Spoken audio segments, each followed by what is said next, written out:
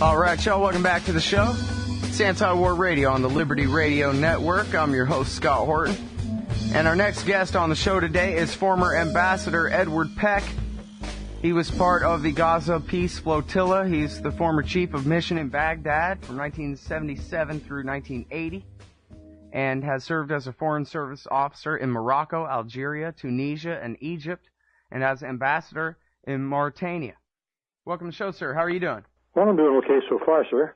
All right. Well, I sure appreciate you joining us on the show. Obviously, there's this huge story and so many aspects of it to cover, but I guess my first question for you is, why were you part of this Gaza Peace Flotilla? Well, I wanted, I decided that after all the years of talking about the Middle East and explaining about the Middle East and getting people together and heading, political pilgrimages and all of that, that I would try to do something a little more, if you'll excuse the expression, concrete, something, that was measurable, that was discernible. And it seemed like humanitarian, it looked like something to do as I near the end of my activity time, and say, let's do this because it may get people to pay attention to a serious problem. And indeed, at some cost, it did. Yeah, at some great cost. At least 9 killed, including 1 American citizen. And I say at least because I saw a woman, I'm sorry I can't remember her name, interviewed on Democracy Now!, explain that there are some missing. There are some unaccounted for people, and nobody knows whether they were killed and it was covered up, or whether they were actually Mossad spies, or what exactly is the deal with that? Do you have any more information about the total list there? It's interesting because the ship that I was on was one of the smaller ones. We had no bloodshed. We had some injuries, but the big ships, I don't know what happened. Some people have disappeared, I'm told, but no one seems to know who they are or where they are, and certainly there isn't a great deal of attention being paid to it now. Very strange. It seems like that would be a big part of the story to have clarification on who walls who, who's accounted for, who's not. I mean, how can we even go on at all without knowing that? The America has a tendency, like many other countries, I guess, to have a lot of interest generated, and then things go away, and you watch the World Cup or the basketball championships or something. We as a nation, we are justifiably not famous for the depth and breadth of our interest in and understanding of the rest of the world. So that what happened with the flotilla was the result of Israel's decision, made at whatever level, not to try to look like nice guys, but to play the hard noses, which is what they usually do, and it is not in their interests. They even seem to have gathered some understanding of that as the world reacted to what it was that they did. Okay, now, so I guess tell us the story of what happened. What ship were you on? I was on a ship called the Svendoni, a little small inter-island Greek ship. The 54 people on board. It was not really designed for an ocean-going trip. There were no showers, no bathtubs. There were bunks for about 1/3 of the people on board. The rest of the folks slept on the floor. And because it was a small ship, when the commandos came at night, 4:30, they stepped off of the deck of their boat right onto the deck of ours. So I looked up, and there they were, masked. They wore balaclava masks the whole time they were on board, so you only saw their eyes. And the people on the deck above me, the upper deck, tried to provide passive resistance by linking arms and trying to keep them out of the wheelhouse. And the Israeli commandos roughed up a number of people. When the ship docked in Ashdod afterwards, the first people down the gangplank were the injured. One guy on crutches, a man with a neck brace, people with their arm. We had two doctors on board. Bandages, arms in a sling, people limping, this kind of stuff. but there were no murders. Some people got hurt, seriously, but I mean not critically, if you follow me. Mm-hmm. Well, it really is interesting. Jason Ditz, our news editor at antiwar.com, has done a great job of cataloging how the stories changed just in the language used. I'm sure George Carlin would be pleased how this changed from a raid to a battle to a defensive strike against a terrorist attack. Yeah, and it is to me incredible that armed men boarding a ship in international waters, heavily armed, were accused of being attacked by the passengers. And there's a twist that's almost unbelievable. I mean, if a masked armed man appears at the door of your house and you fight him off, that's called defending the house, because these guys were attacking the ship. But the media, always subservient, said, yes, these guys were defending themselves. Well, God damn it, they had no right to be there to begin with. But the press doesn't take it that way because, well, for whatever reason. Mm. Well, it seems so strange to me that just the next week after this happened, I guess it was the night of May 31st, right, was the raid? Uh-huh.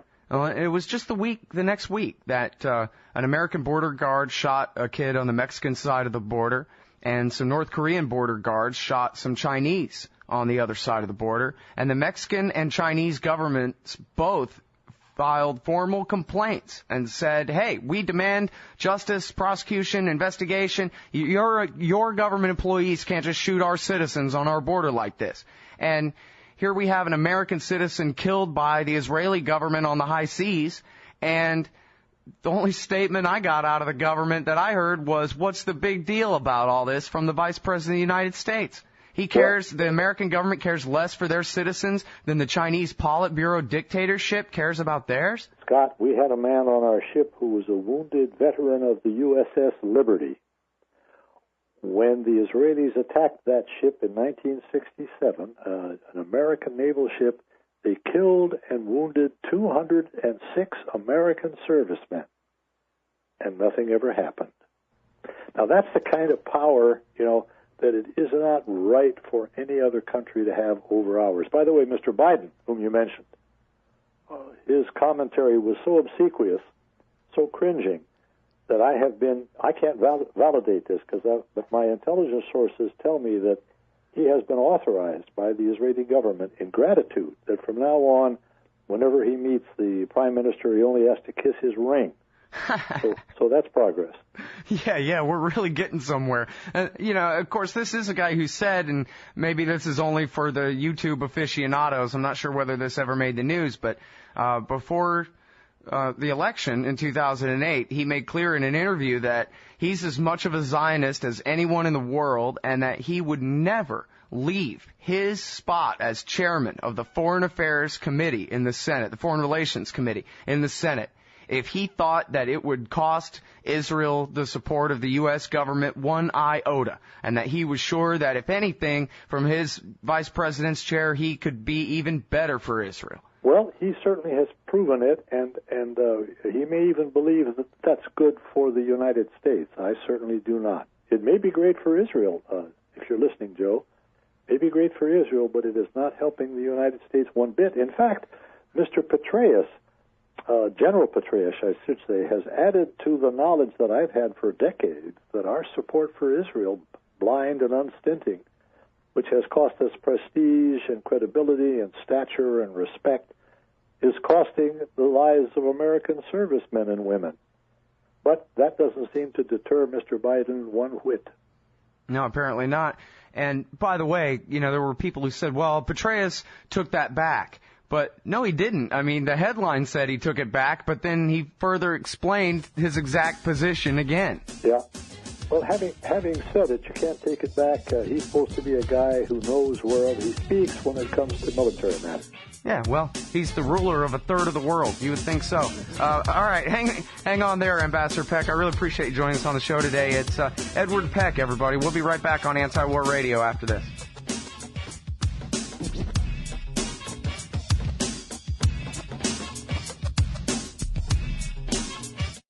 You can help the Liberty Radio Network launch your favorite shows on our own 24/7 free satellite channel via the chip-in at lrn.fm.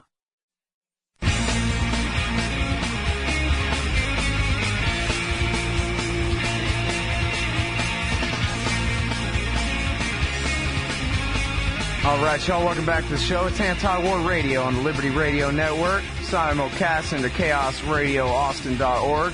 95.9 in Austin, Texas. Hi, Austin, Texas. I haven't seen you in a while, but it makes me feel good knowing my voice is there. Even when you're not listening, my voice is coursing through your body in FM radio wave format. All right, we're talking with Ambassador Edward Peck about the Gaza flotilla raid and, the situation with Israel in general. You're talking about Israel as a strategic liability as opposed to an asset of ours, and yet everybody knows that Israel's part of the West, and they're our greatest ally in the Middle East, and they're the only democracy in the Middle East, and refrain and slogan on like that, so that we have to marry our policy with theirs forever and ever, sir. Well, I think it's important. I think it's important to remember this, Scott, that no one in their right mind, and I recognize that not everybody qualifies for inclusion, but no one. I might not. Yeah, no one in their right mind wants anything bad to happen to one person in the Middle East. Not one Israeli, not one Palestinian, and by extension, not one American. But the horror of it is that bad things have happened, are happening, and are going to happen because of what Israel is doing in Israel, in the West Bank, and in Gaza, and what Israel isn't doing in Israel, West Bank, and Gaza. I mean, that is so easily seen that nobody can argue with it. And the other part of this that depresses me is that if Israel wants to live in peace and security in the Middle East, which is its objective, of course, along with some other things, but it's important to remember that you can't have one country living in peace and security if nobody else is, because then you don't have it. So that the objective that some of the extremists in Israel want is not going to lead to peace and security. It's going to lead to future horrors. And that's what upsets me. Well, I guess my problem is with this is just that I tend to agree with you so much. I'm not sure exactly how to play devil's advocate. I mean, it seems to me that the people who pretend that a reasonable withdrawal by Israel to the 1967 borders and giving back the West Bank and the Gaza Strip to be a Palestinian state, the other side of that, or the people who say that would somehow endanger the existence of Israel or whatever, they seem to have only lies to back these things up. Lies like Hamas will never ever accept the existence of Israel, even though they've said over and over and over again that they would accept them at 67 borders. Lies like Edward Peck and Ann Wright are Al-Qaeda mercenaries trying to attempt a terrorist attack when really you're trying to deliver medicine and wheelchairs to children. I mean, does the war party have a point at all about that they'd give up the West Bank and Gaza as a Palestinian state, and that Hamas would simply just use their newfound state power to prepare for the next war? Well, there are people who perhaps feel the way that you just described it, but that's on both sides of the question. It's awfully hard to have a moderate success with extremists, whoever they are. But the fact remains that, as you point out, the American public, justifiably not famous for its understanding of these things, looks at the media and listens to the media, and the loudest voices that they hear are the ones who support the idea that Ahmadinejad said what he's accused of saying, but he never did. But it comes out and it's told so many times that everybody accepts it as being the truth. Hamas has said, anybody, if the Palestinians, if the other group of Palestinians on the West Bank accept a deal, we'll agree with them. I got no problem with that. But when you get wrapped up in, I was an election observer in Gaza in 2006 with an armband, and Fatah, the other group of Palestinians, ran the election and lost. Now, how often does that happen in other parts of the world? They ran a free and fair democratic election, and they lost, and America said, no, Hamas, you people in Gaza, you elected the wrong folks. You did not elect the ones we wanted. And they said, well, wait now. You wanted a democratic, forget that. You did not elect the guys that we wanted, so you're going to have to pay a price for that. Well, I find this difficult to accept or deal with in any logical, reasonable way, because the people there have been, we insist, they must recognize Israel. But Scott, I've spoken several times with Hamas leaders, and they say, what are we recognizing? You recognize a state. Where are its borders? Where are Israel's borders? All of Palestine, some of Palestine, all of this, all of that? We can't recognize a place we can't recognize, if you'll forgive the expression. And secondly, recognition is, I'm a retired diplomat, remember, is always reciprocal. I recognize you, you recognize me. But no one has even suggested that Israel should recognize Palestine. And thirdly, groups of people, Hamas, do not recognize states. States recognize states, but the Palestinians don't have one.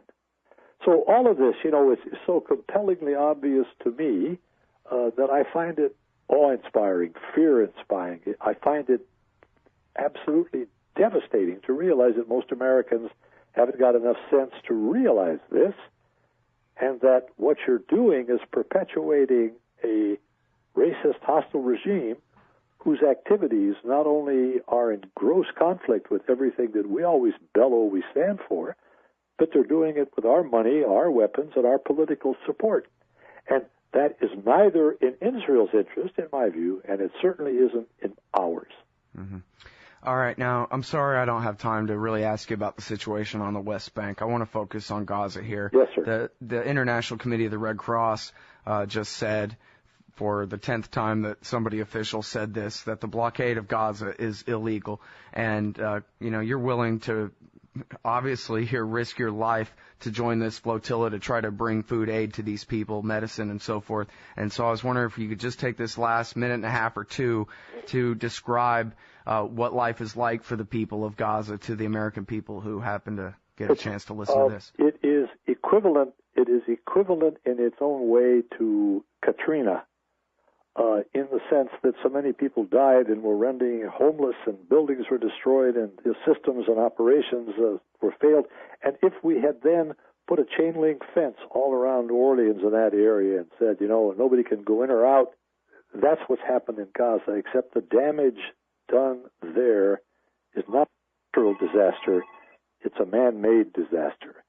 And far more attention, infinitely more attention, has been paid to Haiti, another natural disaster, than to Gaza, where it's being done by a government that we arm and finance, support, and protect.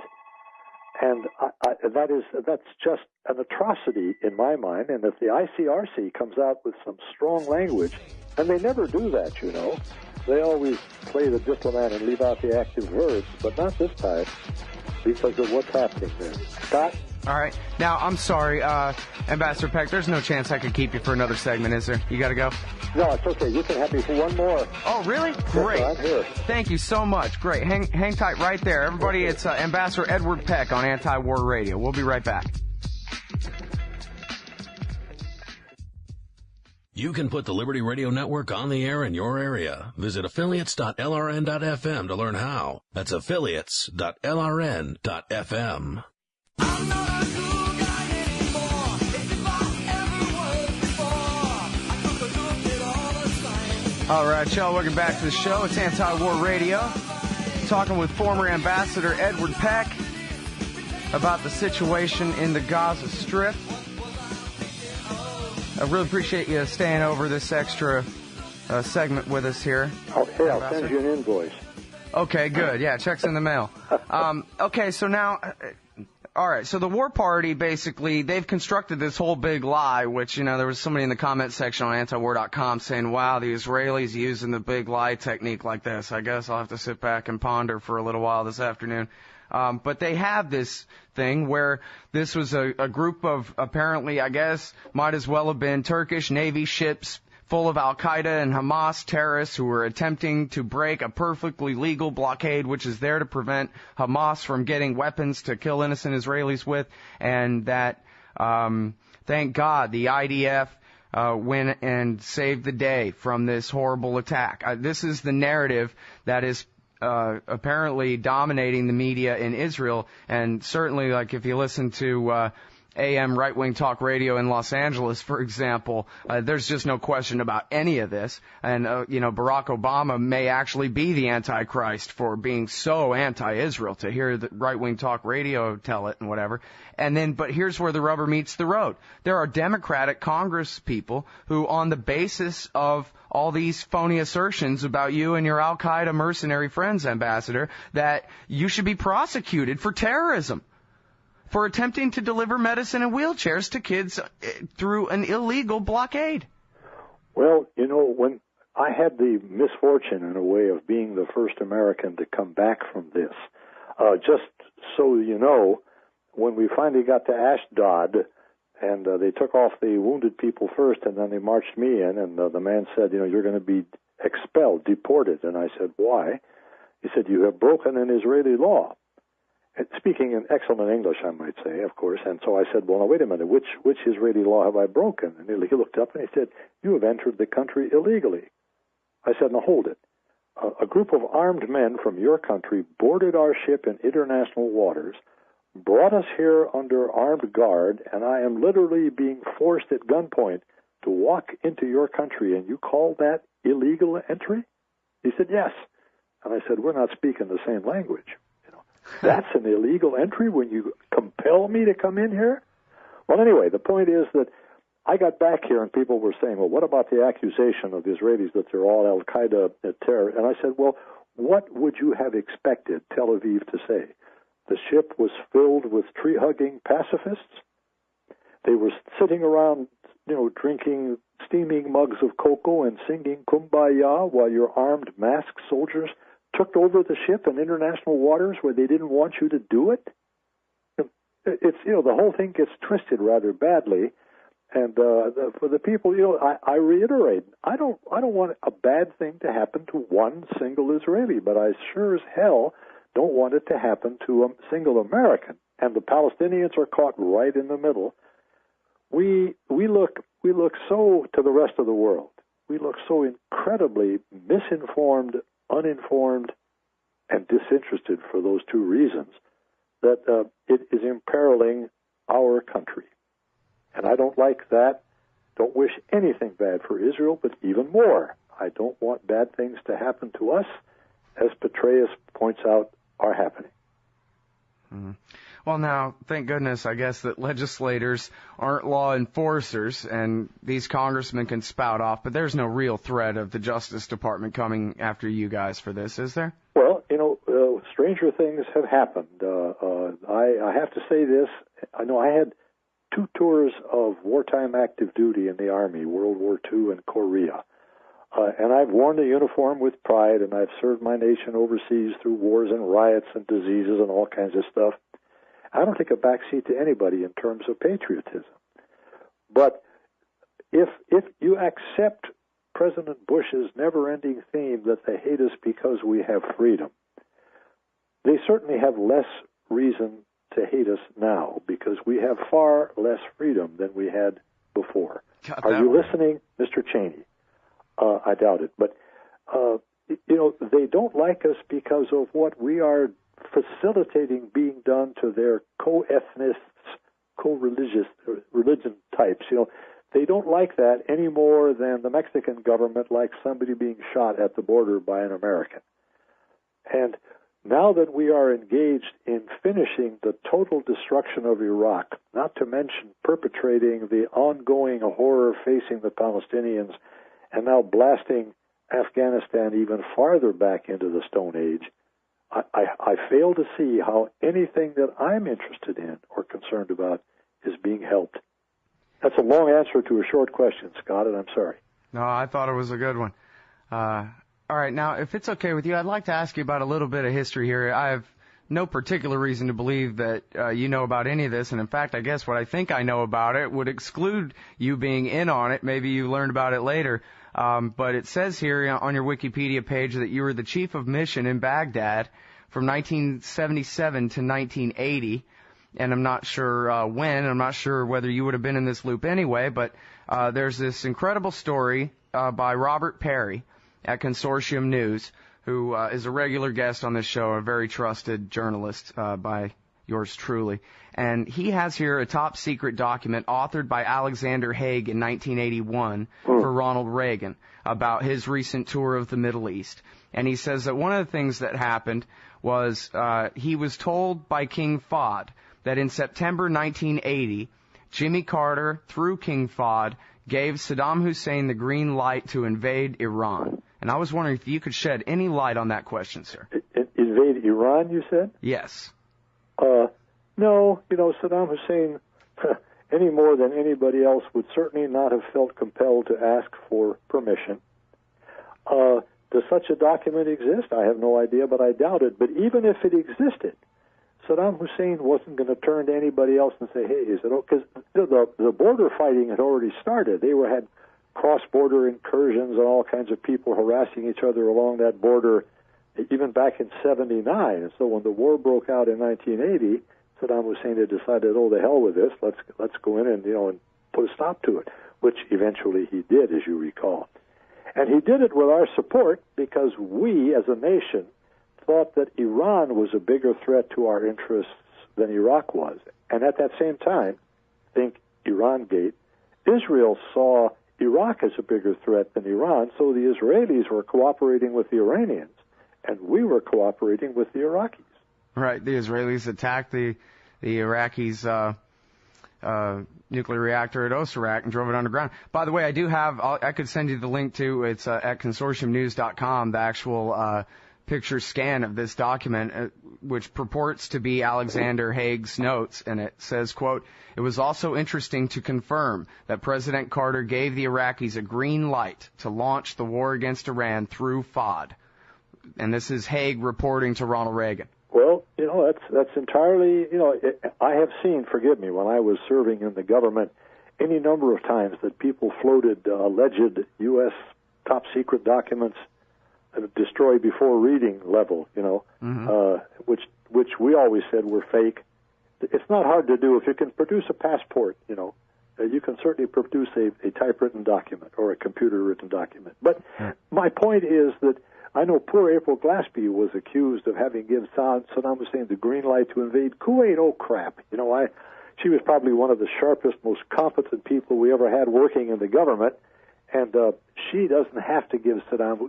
Governments, like people, Scott, only do what they perceive to be in their best interests. They could be wrong, they could be dead wrong, but if they don't think it's going to benefit them, they don't do it.